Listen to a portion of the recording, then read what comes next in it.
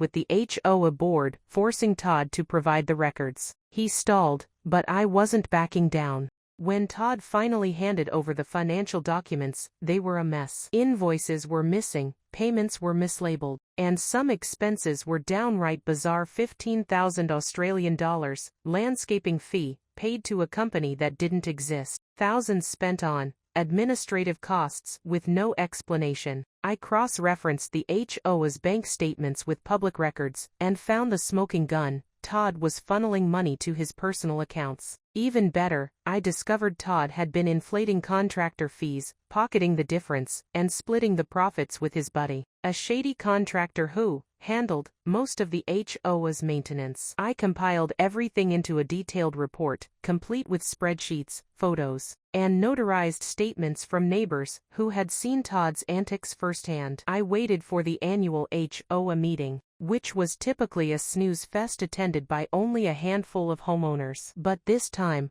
I made sure people showed up. I spent weeks knocking on doors, explaining what Todd had been up to. I didn't share everything, just enough to get people angry and curious. On the night of the meeting, the room was packed. Todd started the meeting like usual, droning on about how difficult it was to manage the HOA and how much he'd sacrificed for the community. That's when I stood up. I calmly asked if he could explain some discrepancies in the budget. Todd laughed nervously and said, "I don't think this is the time or place." I replied, "Actually, Todd, it's the perfect time." I handed out copies of my report to everyone in the room. The mood shifted instantly. People started reading, whispering, and then shouting. Todd tried to regain control, but it was too late. I called for a vote to remove him as president. By the end of the night, Todd was out. After Todd was removed, we hired an independent auditor to go through the HOA's finances. They confirmed everything. Todd had embezzled over $50,000, mismanaged tens of thousands more, and committed multiple counts of fraud. We reported him to the police and filed a civil lawsuit to recover the stolen funds. But it didn't end there. Todd's shady contractor buddy was also exposed and banned from doing business in the county. Todd had to sell his house to pay restitution and legal fees. His name became a running joke in the neighborhood,